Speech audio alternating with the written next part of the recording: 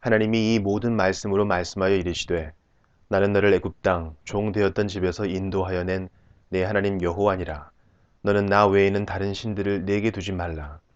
너를 위하여 새긴 우상을 만들지 말고 또 위로 하늘에 있는 것이나 아래로 땅에 있는 것이나 땅 아래 물속에 있는 것에 어떤 형상도 만들지 말며 그것들에게 절하지 말며 그것들을 섬기지 말라. 나 내 하나님 여호와는 질투하는 하나님인즉 나를 미워하는 자의 죄를 갚되 아버지로부터 아들에게로 3, 4대까지 이르게 하거니와 나를 사랑하고 내 계명을 지키는 자에게는 천대까지 은혜를 베푸느니라. 나는 내 하나님 여호와의 이름을 망령되게 부르지 말라. 여호와는 그의 이름을 망령되게 부르는 자를 죄 없다 하지 아니하리라. 안식일을 기억하여 거룩하게 지키라. 엿새 동안은 힘써 내 모든 일을 행할 것이나 일곱째 날은 내 하나님 여호와의 안식일인즉 너나 내 아들이나 내 딸이나 내 남종이나 내 여종이나 내 가축이나 내 문 안에 머무는 객이라도 아무 일도 하지 말라. 이는 엿새 동안에 나 여호와가 하늘과 땅과 바다와 그 가운데 모든 것을 만들고 일곱째 날에 쉬었습니다. 그러므로 나 여호와가 안식일을 복되게 하여 그날을 거룩하게 하였느니라. 내 부모를 공경하라. 그리하면 내 하나님 여호와가 내게 준 땅에서 내 생명이 길리라. 살인하지 말라. 간음하지 말라. 도둑질을 하지 말라. 내 이웃에 대하여 거짓 증거하지 말라. 내 이웃의 집을 탐내지 말라. 내 이웃의 아내나 그의 남종이나 그의 여종이나 그의 소나 그의 낙이나 무릇 내 이웃의 소유를 탐내지 말라.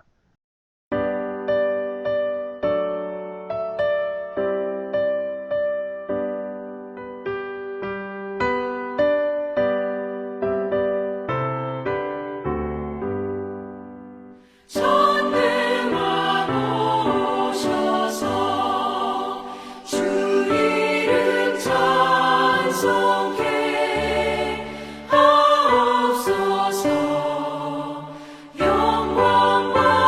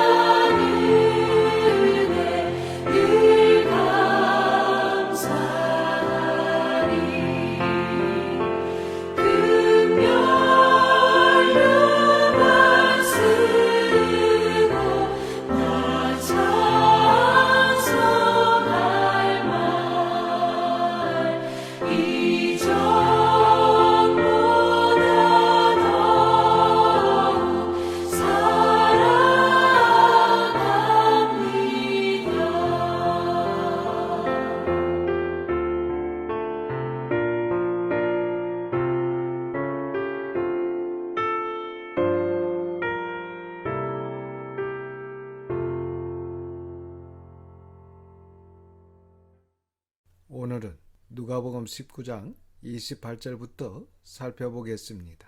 28절부터 44절까지가 한 단락으로 예루살렘에 입성하시는 예수님을 소개하고 있습니다. 28절부터 30절입니다. 예수께서 이 말씀을 하시고 예루살렘을 향하여 앞서서 가시더라. 감람원이라 불리는 산 쪽에 있는 벳바게와 베다니에 가까이 가셨을 때에 제자 중 둘을 보내시며 이르시되 너희는 맞은편 마을로 가라. 그리로 들어가면 아직 아무도 타보지 않은 나귀 새끼가 매여 있는 것을 보리니 풀어 끌고 오라. 예수님께서 하신 이 말씀은 열 문화의 비유의 말씀입니다. 그리고 예루살렘을 향하여 제자들보다 앞서서 가십니다. 그리고 성경의 감람산은 올리브산을 말하고 본문의 감람원이라고 하는 말은 올리브 과수원을 이야기합니다. 본문 29절의 말씀을 보면 벳바게와 베단이라는 마을은 이 올리브산에 있고 그 지역이 올리브 과수원들이 있는 곳임을 알 수 있습니다. 예루살렘에서 벳바게는 약 1.5km 정도 떨어져 있는 마을이고 베다니는 약 3km 거리에 나사로와 마르다, 마리아 남매가 살고 있는 마을입니다. 그러니까 예수님께서 감람원이라 불리는 산 쪽에 있는 벳바게와 베다니에 가까이 가셨을 때라고 되어 있지만 마태복음 21장 1절과 2절의 말씀을 보면 더 자세히 말씀하고 있는데 감람산에 있는 벳바게 마을에 가까이 이르렀을 때에 예수님께서 2명의 제자를 보내시며 아직 아무도 타보지 않은 나귀 새끼가 매어 있는 것을 풀어 끌고 오라고 하십니다. 31절에서 34절입니다. 만일 누가 너희에게 어찌하여 푸느냐 묻거든 말하기를 주가 쓰시겠다 하라 하시매 보내심을 받은 자들이 가서 그 말씀하신 대로 만난지라. 나귀 새끼를 풀 때에 그 임자들이 이르되 어찌하여 나귀 새끼를 푸느냐 대답하되 주께서 쓰시겠다 하고. 우리는 이 말씀을 보면서 나귀의 주인의 믿음을 강조하고 있지만 우리가 말씀들을 연대기 순으로 계속해서 살펴보고 또 예수님의 성품을 볼 때 예수님께서 이때를 위하여 나귀 주인에게 미리 말씀하시고 나귀 새끼의 값을 주셨을 것입니다. 35절에서 38절입니다. 그것을 예수께로 끌고 와서 자기들의 겉옷을 나귀 새끼 위에 걸쳐놓고 예수를 태우니 가실 때에 그들이 자기의 겉옷을 길에 펴더라. 이미 감람산 내리막길에 가까이 오심에 제자의 온 무리가 자기들이 본 바 모든 능한 일로 인하여 기뻐하며 큰 소리로 하나님을 찬양하여 이르되 찬송하리로다. 주의 이름으로 오신 왕이여 하늘에는 평화요 가장 높은 곳에는 영광이로다 하니. 나귀 새끼를 타시고 벳바게라는 마을에서 예루살렘에 가까이 오셨을 때 제자들의 온 무리가 자기들이 본 바 모든 능한 일로 인하여 기뻐하며 큰 소리로 하나님을 찬양하며 이르되 찬송하리로다. 주의 이름으로 오시는 왕이여 하늘에는 평화요 가장 높은 곳에는 영광이로다고 했습니다. 37절 말씀에 제자의 온 무리가 자기들이 본 바 모든 능한 일로 인하여 기뻐하며 큰 소리로 하나님을 찬양했습니다. 여기 자기들이 본 바 모든 능한 일은 예수님께서 하신 일들, 곧 오병이여 질병이여 병자를 고치시는 일, 귀신들을 쫓아내시는 예수님의 모든 일들을 말합니다. 그래서 예수님을 환영하며 맞이했습니다. 대부분의 사람들이 예수님께서 말씀하신 심오한 진리를 깨달아서 하나님을 사랑해서 이렇게 한 것이 아니라 예수님께서 행하신 기적을 보고 그렇게 했던 것입니다. 그리고 그들도 12명의 제자들처럼 정치적 메시아, 왕으로 유대를 통치할 것이라는 마음이 있었을 것입니다. 그래서 얼마 되지 않아 이들 중에 많은 사람들이 예수님께 등을 돌리는 사람들도 있었을 것이고 또 어떤 사람들은 가룟 유다처럼 예수님께 실망하여 십자가에 못 박으라고 소리치는 자들도 있었을 것입니다. 그런 것을 봤을 때 이들의 신앙이 온전한 신앙이 아니라는 것을 알 수 있습니다. 우리는 어떻습니까? 우리는 어떤 것을 보았길래 예수님을 믿습니까? 어떤 도움이 되었길래 교회에 다니고 있습니까? 처음에는 예수님을 통해서 무엇을 보았고 예수님을 통해서 어떤 새로운 마음과 결단이 생겼기 때문일 수 있지만 계속 예수님을 통해 무엇을 보기를 원하고 느끼기를 원한다면 교회를 통해서 어떤 도움을 받기를 원한다면 우리도 언제든지 예수님을 버리고 신앙을 버리고 교회를 버리고 세상으로 갈 수 있는 사람들입니다. 디모데전서 4장 5절의 말씀처럼 하나님의 말씀과 기도로 거룩한 사람이 되지 않으면 또한 신앙으로 온전하여 하나님을 경외하고 사랑하지 않으면 환경이 바뀌고 나에게 유익이 되지 않고 내 생각대로 되지 않을 때 우리도 언제든지 바뀔 수 있다는 것을 알아야 합니다. 어떤 일이 있어도 신앙이 변질되지 않기 위해서 매일같이 우리 자신을 관리해야 할 것입니다. 39절에서 40절입니다. 무리 중 어떤 바리새인들이 말하되 선생이여 당신의 제자들을 책망하소서 하거늘 대답하여 이르시되 내가 너희에게 말하노니 만일 이 사람들이 침묵하면 돌들이 소리 지르리라 하시니라. 이 무리들 중에 바리새인들도 있었습니다. 예수님의 제자들이 기뻐하며 큰 소리로 하나님을 찬양하는 것을 본 바리새인들은 예수님께 당신의 제자들을 책망하라고 합니다. 그러나 만일 이 사람들이 침묵하면 돌들이 소리 지르리라고 대답을 하십니다. 우리는 얼마나 하나님을 찬양하고 있습니까? 하나님의 자녀라고 하면서 얼마나 하나님께 찬송을 올려드리고 있습니까? 하나님의 자녀인 우리가 혹시 세상 노래를 흥얼거리고 있습니까? 하나님은 우리의 찬송을 받으시기를 원하십니다. 41절입니다. 가까이 오사 성을 보시고 우시며 예수님께서 우셨다라고 하시는데 우셨다라는 원어가 에클라우젠이라는 말이고 뜻은 소리내어 통곡하다라는 말입니다.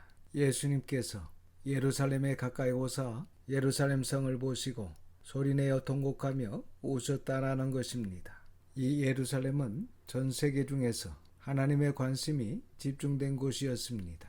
그렇기 때문에 대부분의 유대인들은 설마 예루살렘이 변질되겠나? 예루살렘과 하나님과 멀어지겠나?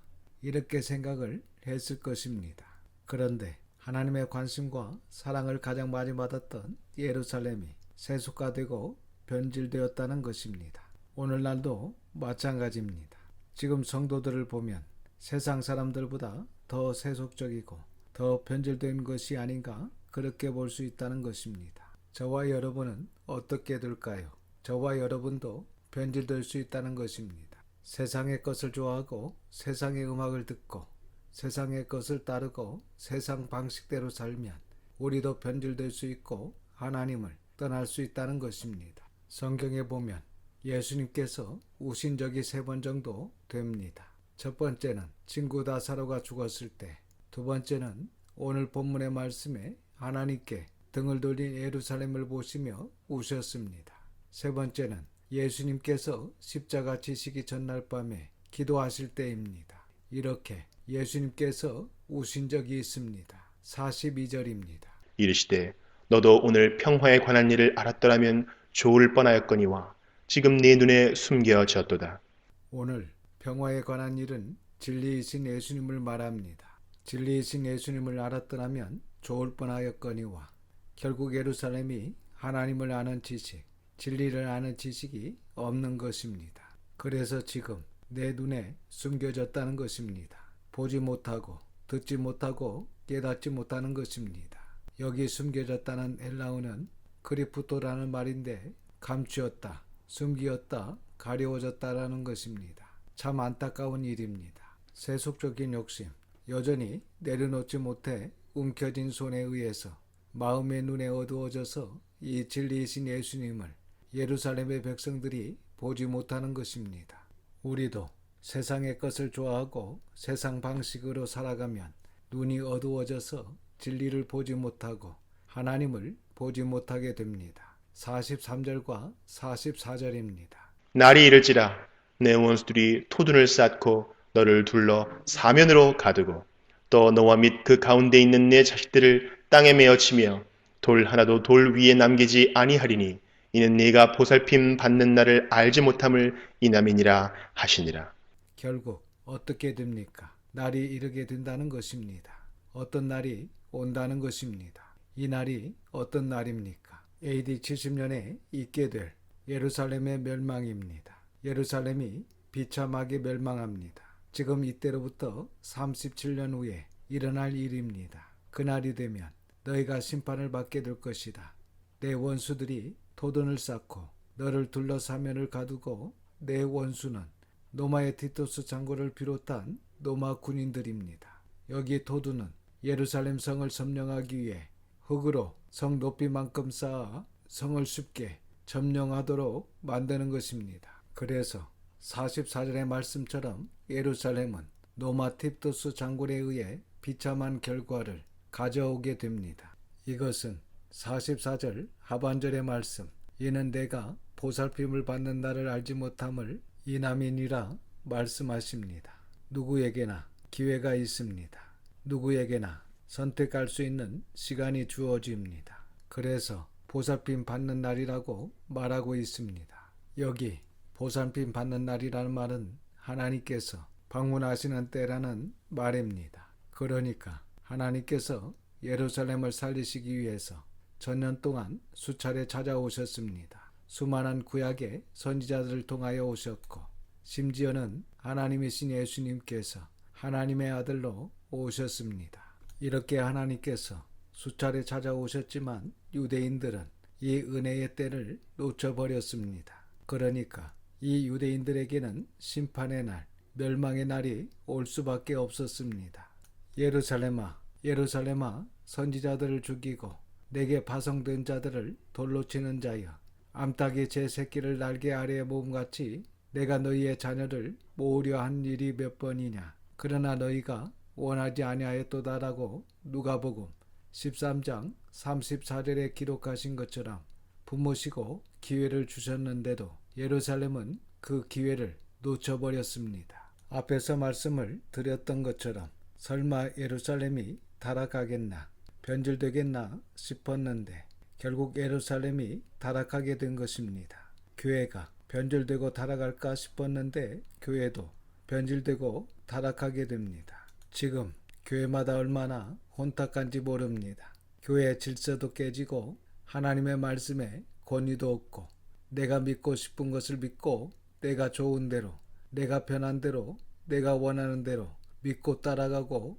있습니다. 말씀과 교회의 질서를 무시하고 자기 중심으로 신앙생활을 합니다. 요즘 온라인 동영상을 통해 세상 사람들은 물론 교회도 혼란한 가운데 있습니다. 진리가 아닌 온갖 것들로 얼마나 성도들을 혼탁하게 만드는지 모릅니다. 결국 하나님의 말씀을 따라가지 않고 교회의 질서대로 가지 않게 되고 변질되게 됩니다. 우리도 예루살렘과 비슷한 길을 갈 수 있습니다. 하나님께서는 지금도 우리를 품에 안아 보시려고 주의 종을 통해서, 성도들을 통해서, 교회를 통해서, 분명한 진리의 말씀을 통해서 이런저런 방법으로 우리의 영혼을 수차례 방문하시지만 내 자신이 여전히 내려놓지 못한 세속적 욕심과 교만과 대만으로 인해서 충분히 이 예루살렘처럼 심판의 길을, 멸망의 길을 갈 수 있다는 것입니다. 인간의 이러한 부분이 지금 현재에도 하나님의 마음을 가장 아프게 하고 있고 하나님을 소리내어 통곡하도록 하게 한다는 것입니다. 이러한 인간의 세속적 선택과 교만하고 무지한 행동이 결국은 비참한 심판으로 이어지게 되는 것이기 때문에 이 모든 시간을 동시에 보고 계시는 하나님 입장에서는 가슴이 찢어져 통곡하여 우실 수밖에 없으시다라는 것입니다. 그래서 저와 여러분이 하나님을 통곡하게 하는 인생이 아니라 하나님께서 기뻐하시는 길을 바르게 선택하여 하나님을 기쁘시게 할 수 있기를 주님의 이름으로 축원합니다. 45절부터 48절은 성전을 깨끗게 하시는 말씀이 나옵니다. 성전을 이용하여 이득을 챙기는 자들을 책망하시는 말씀입니다. 지금도 교회를 이용해서 이득을 챙기려고 하는 사람들도 있습니다. 얼마든지 교회에서 하나님의 일을 한다고 하면서 사람의 일을 하는 사람들도 있습니다. 45절과 46절입니다. 성전에 들어가사 장사하는 자들을 내쫓으시며 그들에게 이르시되 기록된 바 내 집은 기도하는 집이 되리라 하였거늘 너희는 강도의 수고를 만들었도다 하시니라. 45절 말씀을 요한복음 2장 14절 이하를 보시면 구체적으로 기록하고 있습니다. 특별히 16절 하반절을 보시면 내 아버지의 집으로 장사하는 집을 만들지 말라고 하십니다. 그리고 본문의 말씀에 기록된 바 내 집은 기도하는 집이 되리라고 하였거늘 너희는 강도의 소굴을 만들었다는 말씀입니다. 이들은 하나님께 기도하는 하나님의 집에서 자기들의 이득을 위하여 장사하는 악한 일들을 했습니다. 우리도 하나님께 예배하고 기도하는 교회에서 우리의 이득을 채우는 악한 일들을 해서는 안 될 것입니다. 온전히 하나님께 예배하고 기도하고 하나님의 말씀을 듣고 배우는 하나님의 귀한 전이 되어야 할 것입니다. 47절과 48절입니다. 예수께서 날마다 성전에서 가르치시니 대제사장들과 서기관들과 백성의 지도자들이 그를 죽이려고 꾀하되 백성이 다 그에게 귀를 기울여 들으므로 어찌할 방도를 찾지 못하였더라. 예수님께서 날마다 성전에서 하나님의 말씀을 바르게 가르치셨지만 제사장들과 서기관들, 백성의 지도자들이 예수님을 죽이려고 합니다. 그러나 백성들이 예수님의 말씀에 귀를 기울여 들음으로 인해서 예수님을 죽일 방도를 찾지 못했다는 것입니다. 우리도 하나님의 말씀을 듣는 자가 되어야 하지 하나님을 방해하고 하나님을 대적하는 악한 자가 되어서는 안 될 것입니다. 기도하겠습니다. 아버지 하나님, 하나님의 거룩하신 이름을 찬양드립니다. 이 시간 귀한 말씀을 듣게 하시고 깨닫는 마음을 주셔서 감사를 드립니다. 기도하는 하나님의 성전에서 장사하는 무리를 내쫓으시며 성전을 깨끗게 하시는 주님의 말씀을 보면서 우리 자신도 세속화되지 않고 변질되지 않으며 하나님께 예배하고 기도하는 교회로 거룩하도록 하며 하나님의 말씀을 듣고 순종하기를 원합니다.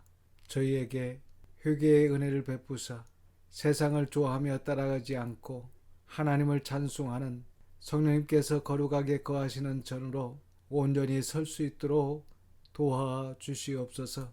모든 것을 감사드리오며 우리 구주 예수님의 이름으로 기도드립니다.